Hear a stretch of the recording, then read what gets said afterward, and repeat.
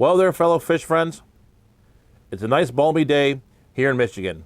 A nice 23 degrees and cloudy. And it's time again to do another fish room tour. So let's go ahead, get out of the cold, and go ahead and take a full tour of all the fish tanks and all the fish here in the fish barn.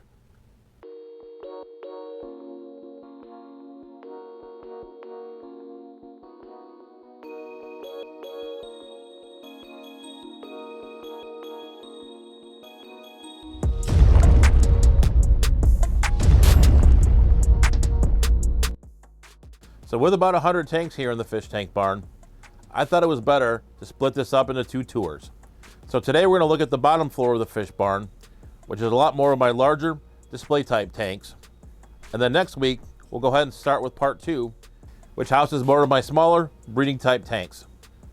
So let's go ahead and get started.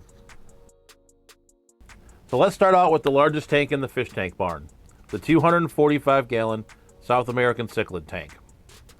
This tank is home to a wide variety of South American cichlids, from some red-shouldered severums, a multiple group of geophagus, including the Geophagus heckelii, the Geophagus altifrons, and the Geophagus weindmilleri. Also in this tank is an electric blue acara, some Therichthys maculopennis, which is a fish that's closely related to the firemouth cichlid, a Mesoheros ultramaculatus that I did get from the big fish deal back in 2020, right before the pandemic started. And the most recent addition are some scissor tail rasboras to add some schooling fish and a little bit more action to this tank. This tank has one of my DIY foam backgrounds, along with a wide variety of driftwood to provide hiding places for all of the cichlids so that they feel comfortable. This 125 gallon Mbuna tank is one of my favorite tanks here in the fish tank barn. This tank is home to a school of purple acei along with a school of yellow lab cichlids, and have populated this tank with quite a large variety of fish. This tank is planted with Vallisneria and uses a black sandblasting sand that I got from Menards. I have managed to keep plants alive in here with a good quantity of Vallisneria. I've really not seen a whole lot of aggression in this tank, and this tank is one of my favorite tanks to feed, with the cichlids going absolutely nuts at feeding time. So right above the African cichlid tank are two 40 breeders. And this first 40 breeder has some pretty special fish in it. When I was in Florida for the ALA, I went on a collecting trip and happened to be paired with Genzo, Dean, Corey, and Jimmy from the Aquarium Co-op. And they collected these jewel cichlids, but didn't want to take them back, so I ended up taking them. They lost a bit of their red color when they went up here to Michigan, but they're doing quite well and thriving in this tank. Moving to the other 40 breeder next to it is one of my typical breeding tanks that's home to my Kallmani Swordtails, as well as some lemon drop bristlenose plecos.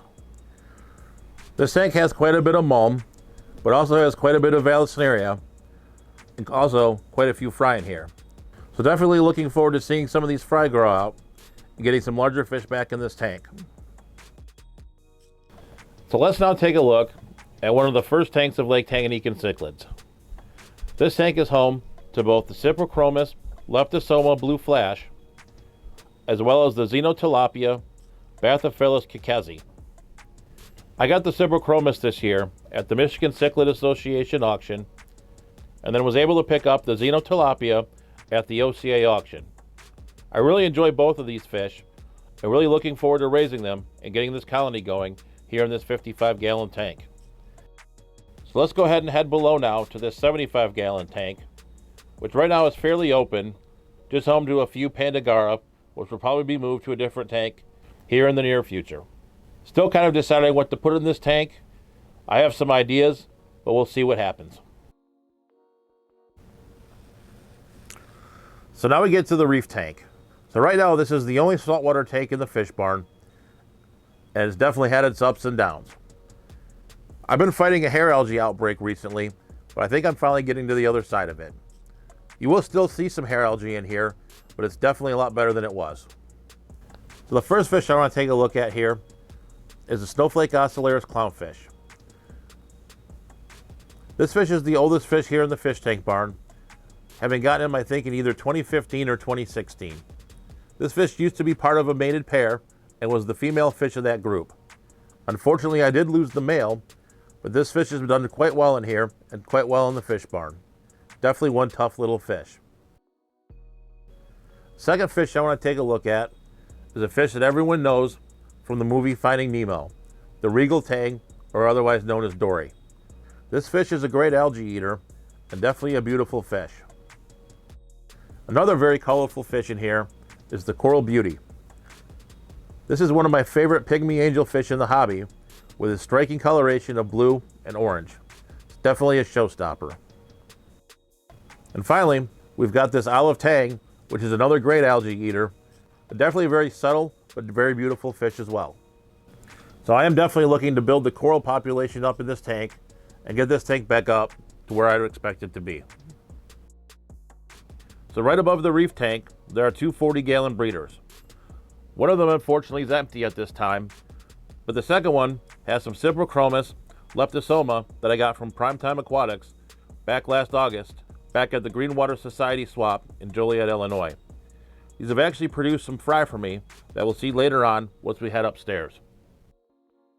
So let's go ahead now and go to this corner and look at this rack of dual 40-gallon breeders. This first tank is home to my orange swordtails that I got from the Michiana Aquarium Society back in August of 2020. This tank is aquascaped with some pool filter sand, a little bit of reef rock, a DIY foam background, and then just some floating Pogostemon stellatus octopus, which at some point I'll probably get planted in here. I did lose the original parents of the group, but as you can see, the fry from those parents are doing quite well. So let's head to the bottom 40 breeder, which is home to the Black Berlin Swordtails that I got at the Big Fish deal back in March of 2020. Much like the orange Swordtails above, I did end up losing the original group, but they have provided me with plenty of fry, and this group is doing quite nicely. You will also find a Panda Garra or two in here, as well as a Melanotania species Wallace Road Rainbowfish. The setup of this tank is pretty similar to the 40-gallon breeder above, just with some crypts, along with the floating Pogostemon stellatus octopus. So next up, we have this 150-gallon Lake Tanganyikan cichlid tank, which is home to a pretty interesting fish, the Cyprichromis Pleurospilus flame rainbow, which I did get from Sand City Cichlids about 6 months ago or so. Also, we have in here some Cyprichromis Leptosoma yellowhead and conde. This is the jumbo variety, so definitely do have those in a bigger tank. So I do have this tank aquascaped with some cichlid stone as well as some reef rock. And also have in here some jungle val along with some pool filter sand for the substrate. This is one of the tanks I really enjoy just due to all of the action. You can also see now that the Cyprichromis are starting to get a little bit more of their sheen on them, and are definitely some pretty cool looking fish. Really exciting to see those fish grow up and see this colony grow and see what else happens with this tank. So directly across from the Lake Tanganyikan tank is this stack of two 40-gallon breeders. The top tank has been fighting some disease issues, but I think we've come to the other side of it. This tank is home to the Xiphophorous Clemenciase, which is a wild-type swordtail from Mexico.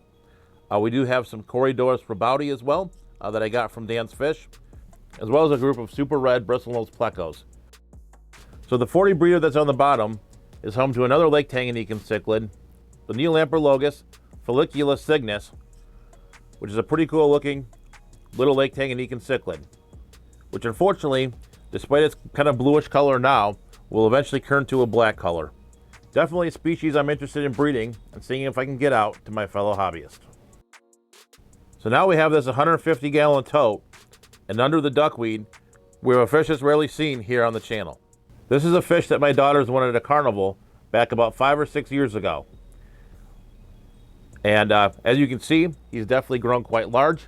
When they got him, he was maybe about an inch or two, but now he's gotten pretty large, and he's just been chilling in here in the tub, and does just fine in here.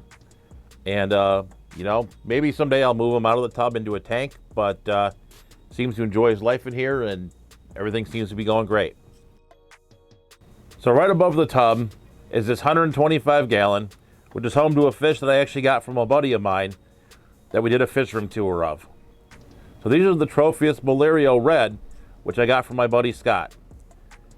I got about 6 of these guys in here, and they're looking quite stunning.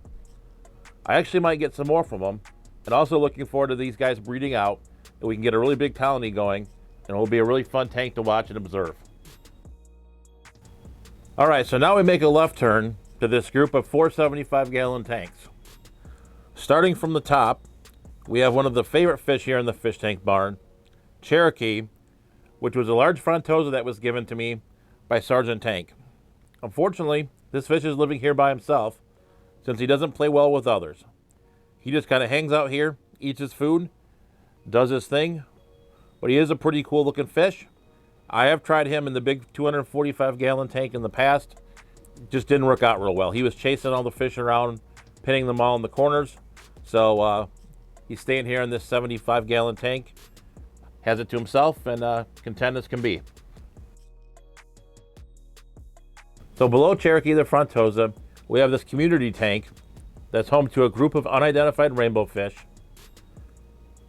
some Golddust mollies, and a group of 5 leopard frog plecos that I rarely ever see. I've really not seen too many fry from any of the fish in here, but that's okay, because this tank's a lot of fun to watch. So let's head back up to the top now, to some more Lake Tanganyikan cichlids.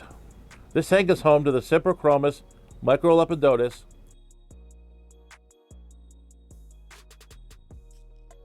as well as the Julidochromis Dickfeldi. I've had the Julidochromis for about 8 months or so, and I've had the Cyprichromis since November. They all seem to be doing quite well in here, and everything's going nicely. I'd really like to see some fry from both of these fish, but we'll give it some time and see how it works out. So let's head to this tank on the bottom, and the Java moth has really gone crazy. This tank is primarily inhabited by some Variatus Platys, some Atenobius Toweri, or the blue-tailed Gadaeid, and then also some Mud Endlers,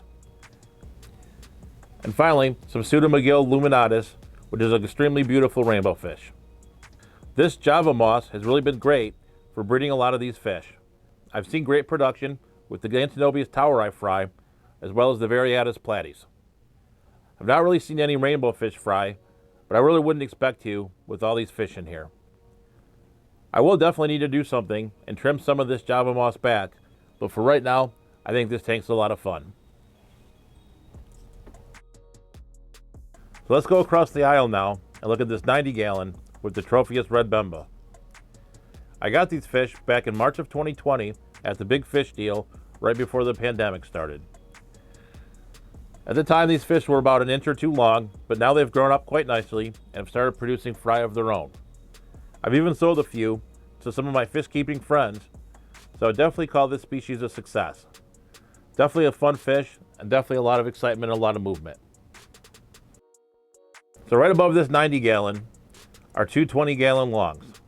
The first 20-gallon long is home to the Limia Nigrofasciata, which is a fish I got from one of the local fish stores around here about 4 or 5 months ago. I've already started to get fry from these fish. I'm quite excited to have these fish in the fish room and have some fry coming. Alright, so heading over now to the second 20-gallon long. There's a couple species of fish in here, and the first one is actually an unidentified live bearer. I got these fish at the AOLA, but they didn't have a tag on them. I did ask around. It was said that these fish were the Gerardus metallicus, but they were the yellow-bellied form. But these don't really look to be those fish. So I'm not really sure what these are, so only time will tell. But the other fish that's in here is the Chapalichtys Pardalis, and this actually has some location-specific information, which is why I still have these fish, along with the non-specific location fish that I have upstairs. So next up is my 120-gallon tank that I call my Florida tank, because this houses all the mollies that I collected when I was down in Florida for the American Live Bear Association convention. When I was collecting, mollies were one of the fish I targeted, since I really wanted to have some wild mollies in the fish room, and these guys seem to be doing quite well. So now we get to this 54-gallon bow front that's home to my Ameca Splendens. These are some of the oldest Gadaeids that I've been keeping here in the fish tank barn, having gotten them sometime in early 2019. Definitely a really cool fish, and definitely one that I enjoy. So now as we turn right, we first get to this 20-gallon tank, which is home to the Xenotoca Melanosoma, which is a fish I've not really seen very often, except at the ALA. I picked this group up at the ALA convention in Florida at the Gadaeid auction.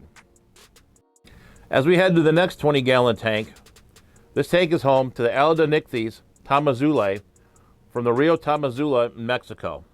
This is another species that I also picked up at the ALA at the Gadaeid auction. I'm pretty excited to get this species growing out and getting some fry from them. So next up is this 90-gallon tank that's home to quite a few different fish. You've got 3 species of rainbow fish in here: the Melanotania bosemani from Aves Creek, the Melanotania species from Hapgood River, and the Chilotherina alleni from the Siriu River. Also in here is a Gadaeid species, the Chapalichtys Encaustus, which is a pretty neat, interesting little fish. And then finally, you do have some bristlenose plecos in here as well. So let's go ahead now and look across the room at this last group of 20-gallon tanks.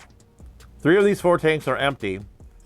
The one tank that has fish in it is home to these Cumana Endlers, which are derived from the Adrian Hernandez line. I got these from Sargent Tank. I'm definitely really happy to have them because they are some pretty cool looking fish.